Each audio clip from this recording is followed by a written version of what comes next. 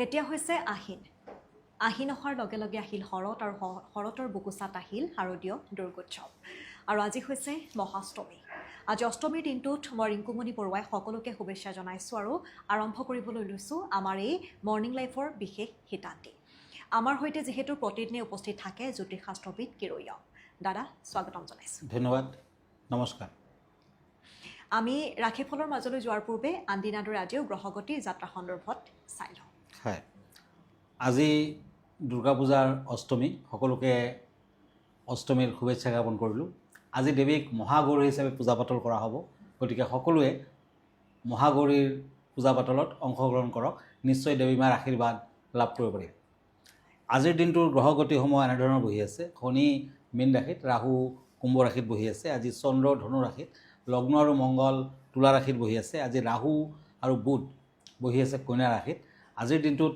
কেতু আৰু শুক্ৰ বহি আছে সিংহ ৰাশিত বৃহস্পতি মিথুন ৰাশিত বহি আছে আজি 13 আহিন মহাষ্টমী তিথি পাছত মহানৱমী তিথি আজি জন্ম ধনু ৰাশি ক্ষত্ৰিয় বৰ্ণ আজি যাত্ৰা তেনে নাই ৰিক্তা দুখ আছে শুভ কৰ্মত আৰোগ্য স্নান দেখুৱাই আছে দীক্ষা দেখুৱাই আছে আজি নাৰিকল খোৱা নিষেধ আৰু লাও খোৱা নিষেধ আজিৰ দিনটোত মহাষ্টমী দিনৰ 1:45 ভিতৰত শেষ কৰিব লাগিব আৰু আজি 1:21 গতে সন্ধি পূজা আৰু সন্ধি পূজা কিন্তু আজিৰ দিনটোত সকলোৱে যদি দৰ্শন কৰিব পাৰে সকলোৱে মানি চলিব পাৰে তেতিয়া শিৱ আৰু পাৰ্বতী দুজনৰে আশীৰ্বাদ লাভ কৰিব পৰা যায় কাৰণ আজিৰ দিনটোতে যেতিয়া অষ্টমী আৰু নৱমীৰ সন্ধিক্ষণ সেই সময়ত শিৱই আহে দেৱীক আকৌ স্বামী গৃহলৈ ঘূৰাই লৈ যোৱাৰ বাবে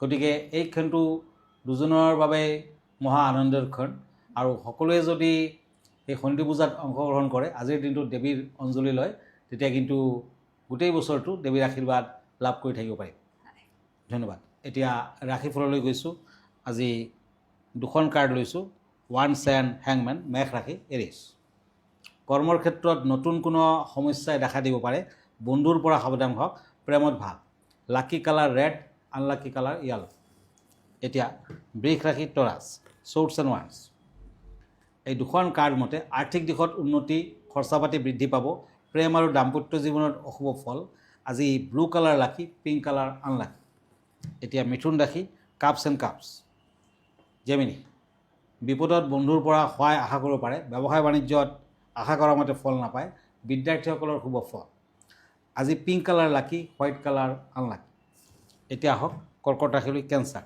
শ্বৰ্টছ এণ্ড কাপছ মানসিক অশান্তি বৃদ্ধি ব্যৱসায় বাণিজ্যত আশা কৰা মতে ফল নাপায় বিদ্যাৰ্থীসকলৰ শুভ ফল প্ৰেমত অশুভ ফল আজিৰ দিনটোত প্ৰেম প্ৰীতিৰ ক্ষেত্ৰত শুভ ফল পোৱাৰ বাবে সকলোৱে দেৱী মন্দিৰত অষ্টমীৰ অঞ্জলি গ্ৰহণ কৰক আজি ব্লু কালাৰ লাকি ব্লেক কালাৰ আনলাকি আমি এখন পত্ৰ লৈছোঁ দাদা এইখিনিতে পত্ৰত এগৰাকীয়ে জানিব বিচাৰিছে নৱপত্ৰিকাৰ বিষয়ে হয় নৱপত্ৰিকা কিছুমানে কলাব বুলি কোৱা হয় আৰু দুৰ্গা পূজাৰ সময়ত কিন্তু গণেশৰ এটা ফালে থাকে সোঁফালে থাকে গতিকে বৰ পবিত্ৰ নৱপত্ৰিকা মানে 9টা গছৰ পাত আৰু দুৰ্গা পূজাৰ এটি বিশেষ অংশ য'ত 9বিধ উদ্ভিদক একত্ৰিত কৰি দেৱীৰ ৰূপ হিচাপে কলগছৰ লগত একেলগে বন্ধা হয় যেনে সেই 9বিধ হ'ল কলগছ কচু গছ হালধি গছ বেলগছ জয়ন্তী গছ ডালিম গছ অশোক গছ মানকচু আৰু ধান গতিকে একেলগে বান্ধি আৰু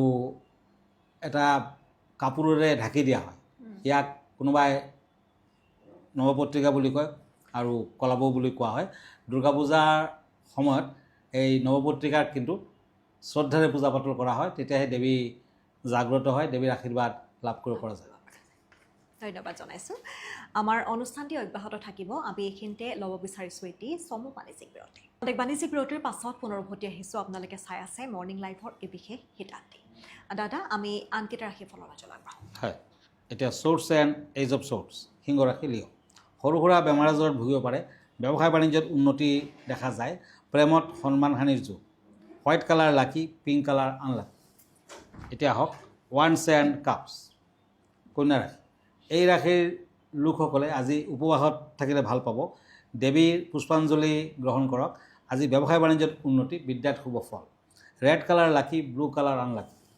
এতিয়া আহক ওৱান্স এণ্ড ওৱান্স, তুলা ৰাশি লিব্ৰা। আজি গৃহকণ্ডলৰ সম্ভাৱনা, সাৱধান হওক। আৰ্থিক সমস্যাই দেখা দিব পাৰে, প্ৰয়োজন অনুযায়ী খৰচা পাতি কৰক, বিদ্যাত শুভ ফল পাব। ব্ৰাউন কালাৰ লাকি, ৰেড কালাৰ আনলাকি। এতিয়া আহক বৃশ্চিক ৰাশিলৈ স্কৰপিঅ', কাপছ এণ্ড ওৱান্স।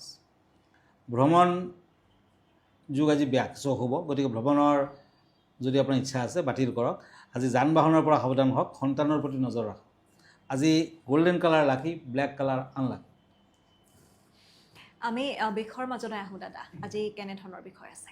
হয়, আজিৰ বিষয় হৈছে আজি অষ্টমী, আৰু অষ্টমীৰ দিনা দেৱীক মহাগৌৰী হিচাপে পূজা পাতল কৰা হয়। গতিকে আজি মহাগৌৰীৰ বিষয়ে দুআষাৰ কম। অষ্টমীৰ দিনা মা মহাগৌৰী দেৱীৰ পূজা হয়। দেৱী মহাগৌৰী চতুৰ্ভুজা, দীৰ্ঘদিন অৰণ্যত তপস্যা কৰি দুৰ্গাৰ ৰং ক'লা হৈ গৈছে। মহাদেৱে যেতিয়া গংগাজলেৰে তেওঁক স্নান কৰায় তেতিয়া দেৱী গৌৰৱৰ্ণা হয়। মহাগৌৰী সন্তাপমল, শিৱ সোহাগিনী, মা দুৰ্গাৰ অখণ্ড মূৰ্তি। বিবাহজনিত সমস্যা থাকিলে দেৱী অষ্টমীৰ পূজা কৰিব লাগে।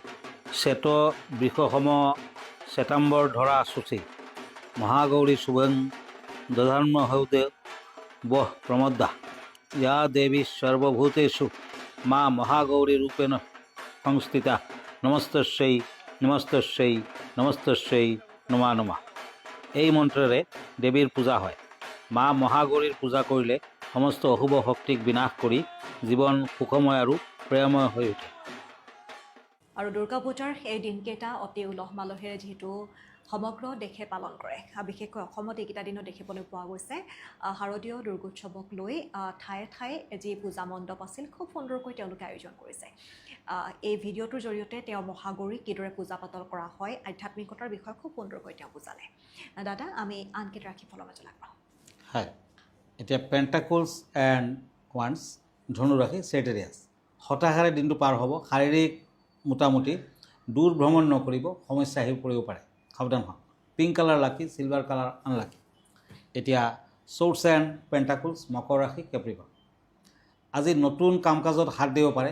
কৰ্মত সহকৰ্মীৰ পৰা প্ৰতাৰণাৰ যুগ দেখুৱাই আছে। ব্যৱসায় বাণিজ্যত উন্নতি। মকৰ ৰাশিৰ জাতক জাতিকাসকলে আজি দেৱী মন্দিৰ দৰ্শন কৰক, অঞ্জলি লওক, ভাল হ'ব। য়েল্ল' কালাৰ লাকি, ৰেড কালাৰ আনলাকি।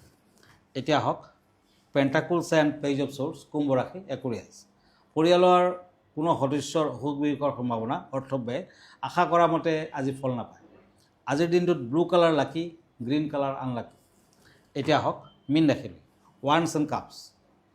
এই ৰাশিৰ জাতক জাতিকাসকলে আজি নিৰামিষ আহাৰ গ্ৰহণ কৰক, দেৱী মন্দিৰ দৰ্শন কৰক। আজি যাত্ৰা নিষেধ, কৰ্মত বন্ধুৰ পৰা সাৱধান থাকক। য়েল্ল' কালাৰ লাকি, ৰেড কালাৰ আনলাকি। আমি অনুষ্ঠানটো শেষ কৰিম। দাদা, শেষত আপোনাৰ ঠিকনাটো এবাৰ জনাই দিব। হয়, আপুনি এভৰি ছানডে মোক প্ৰাগ নিউজত ৰাতি 10টামান বজাত লাইভ প্ৰগ্ৰামত পাব। আৰু যদি ফেচবুক পেজত মোক চাৰ্চ কৰে তেতিয়া কিৰো য়াং ৰত্ন কুবেৰ বুলি চাৰ্চ কৰিব পাৰে। মই ইনষ্টাগ্ৰামত আছোঁ, মই ইউটিউবতো আছোঁ।